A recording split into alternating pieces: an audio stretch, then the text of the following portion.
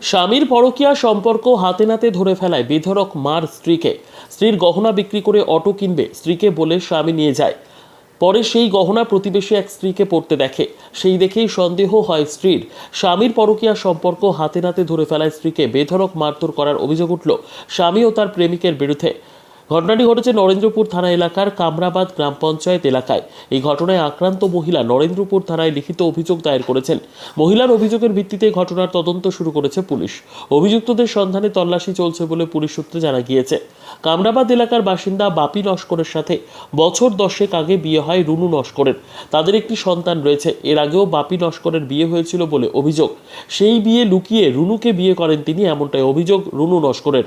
সম্প্রতি প্রতিবেশী মৌসুমী সর্দার নামের এক মহিলার সাথে নতুন করে সম্পর্কে জড়িয়ে পড়েন বাপি। আজ সকালে দুজনকে একসাথে এক ঘরে ধরে ফেলেন তিনি ও পাড়ার প্রতিবেশীরা। বিষয়টি সামনে আসতেই রুনু নস্করের ওপর হামলা চালায় বাপি ও তার প্রেমিকা। আহত অবস্থায় থানায় আসেন রুনু নস্কর। সোনারপুর গ্রামীণ হাসপাতাল থেকে মেডিকেলও করান। তার অভিযোগের ভিত্তিতে ঘটনার তদন্ত শুরু করেছে পুলিশ। রুনু নস্করের আরও অভিযোগ, তার গহনা তার স্বামী অটো না কিনে মৌসুমী সর্দারকে দিয়েছে। ব্যুরো রিপোর্ট, দিনরাত স্টার নিউজ। আপনার অভিযোগটা কি? আমার স্বামী মৌসুমী সর্দারের সঙ্গে জুটে গেছে এবং আগেও রাজশ্রী নামে একটা মেয়ের সঙ্গে ছিল। এই হচ্ছে তার প্রমাণ। আগেও বিবাহিত ছিল, বলেননি। কল্যাণীও একটা মেয়ের সঙ্গে এরকম কেসে ফেসে গেছে। আমি এত অত্যাচার সহ্য করেছি। তারপর আজকে কিভাবে কি হয়েছিল ঘটনাটা আমি ওদের দুজনকে একসাথে ধরেছি ফিজিক্যালিটি। তারপর ও কি করেছে, কি অবস্থায় ধরেছেন ওদেরকে? দুজনে আর কি একই ছিল। আর আমার বরের মানে যিনি প্যান্ট পরেছিলেন সেখানে একটা বড় দাগও ছিল। মানে দুজন শারীরিক সম্পর্ক অবস্থায়? হ্যাঁ। আচ্ছা, তারপরে? আমি দেখেছি এবং আমি এরকম অনেকবার দেখেছি, বাগান থেকে ছুটে যাচ্ছে, এদিক থেকে ছুটে যাচ্ছে, ওদিক থেকে ছুটে যাচ্ছে। তার সত্ত্বেও আমার ওপরেও আমাকে খালি বাপের বাড়ি বলে চলে যা, খালি বলে বাপের বাড়ি চলে যা, বাপের বাড়ি চলে যা, বাপের বাড়ি। তারপরে কি হয়? ধরে ফেলার পরে কি হয়? ধরে ফেলার পরে ওরা দুজন মিলে আমাকে মারে। এই যে আমার গায়ে কিভাবে কি করে মেরেছে?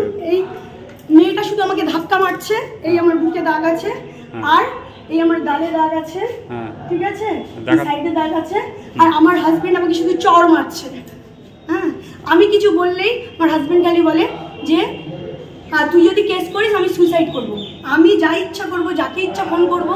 হ্যাঁ, প্রাণে মারার হুমকি দিয়েছে। আর প্রাণে মারার হুমকি দিচ্ছে আমাকে, এবং কালকে আমাকে মেরে ফেলারও হয়তো করেছিল। আমি আপনি এখন কি চাইছেন?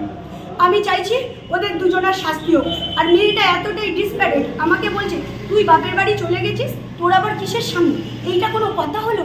কেউ চলে গেলে কি ওকে ওর স্বামীর প্রত্যেককে ভাড়া থেকে তাহলে যার বউ চলে যাবে, তাহলে ওকে কি তার স্বামীর লাইসেন্স দিয়ে যাবে যে তুই আমার স্বামীর সঙ্গে থাকবি? এটা তো নয়, বলুন।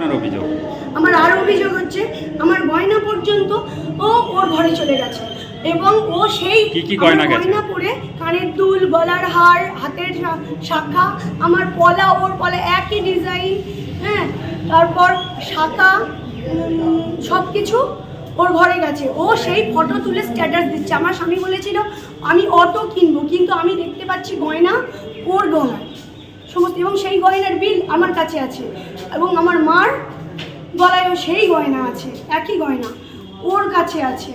ও এটা কি আপনার স্বামী দিয়েছে? তাই না, আমার ঘরে একটা ইনজেকশন কুকার ছিল, সেটাও ওর ঘরে চলে গেছে। এবার পাড়ার প্রত্যেকটা মানুষও নাকি দেখেছে, ওরা একই সাথে, আমিও ধরেছি। তার সত্ত্বেও ওরা বলছে, মেয়েটা আমাকে বলছে যে তোর স্বামী আমার ঘরে যাবে, তোর ঘরে সবে ইনজেকশন কুকার গেছে, গয়না গেছে, যাবতীয় যা আছে সব যাবে, তুই যা করার করে নিয়ে যা। আপনার স্বামীর নাম কি? আমার স্বামীর নাম বাপি নস্কর।